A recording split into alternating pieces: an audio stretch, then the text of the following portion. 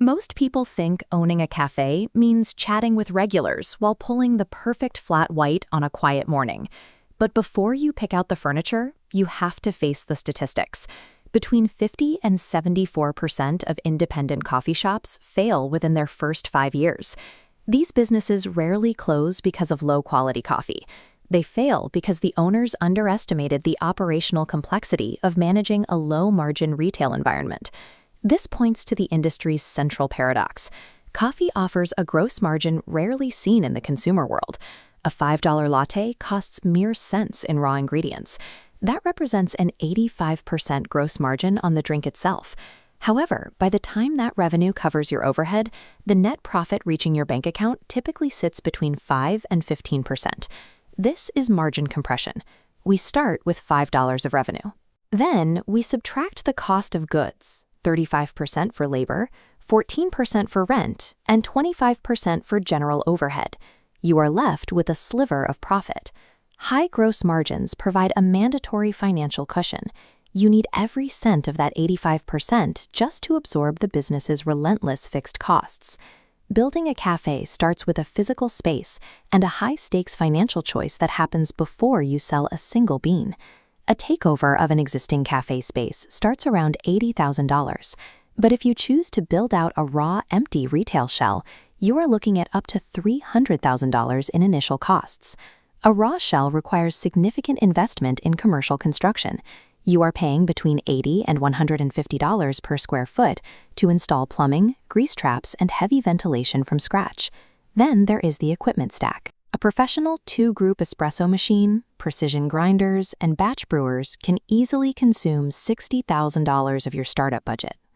Once the doors are open, you enter the ramp-up period. It typically takes 6 to 18 months to build a loyal customer base and reach consistent profitability. During these early months, your rent, payroll, and utility bills arrive on schedule, whether you have regulars or not. Opening with an empty bank account is a recipe for immediate failure. Survival requires a working capital shield. This is a dedicated reserve of $60,000 to $100,000 used exclusively to pay bills while the shop builds momentum. A solid capital reserve prevents the kind of desperate, quality-eroding cost cuts that often kill a new shop's reputation during its first year. Once the cafe is established, your daily operations are governed by 2 structural costs that do not bend. The first is labor. Retaining quality baristas requires competitive pay, but if your labor costs cross 35% of your total revenue, the business will struggle to stay solvent. The second is rent. The industry standard dictates that a commercial lease must never exceed 14% of your projected revenue. Breaching both of these thresholds creates a structural deficit. No amount of local marketing or high foot traffic can compensate for a business model with broken foundational math. The highly visible corner unit with beautiful light and heavy foot traffic often carries a rent ratio that makes profitability impossible. Unlike staffing levels or menu items, a commercial lease is a fixed obligation.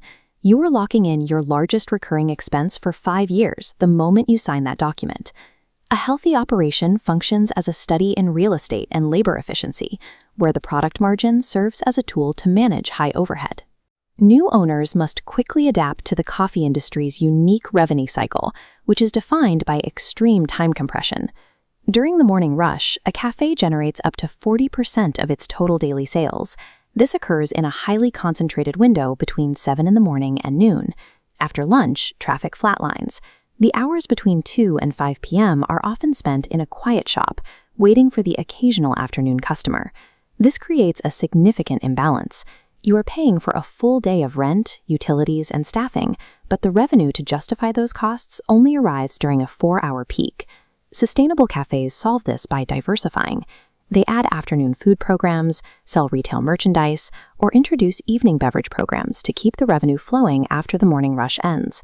Surviving these slow afternoon hours provides the ultimate test of a shop's cost structure, distinguishing the professional operators from the casual ones. It is time to match your available capital to a realistic operational model. Option 1 is the neighborhood cafe.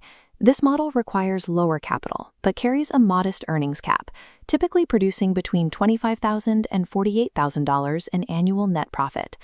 Option 2 is the flagship cafe. This requires significant investment and a complex food program, but it is the primary path to reaching over $100,000 in annual profit. If you cannot secure a working capital reserve or a lease under the 14% rent cap, you should walk away from the deal. A passion for coffee is a requirement for entry, but it does not provide a competitive advantage in a market this crowded. The cafes that survive are run by operators who prioritized structural math over aesthetic vision, ensuring the business was viable before the first lease payment was ever due.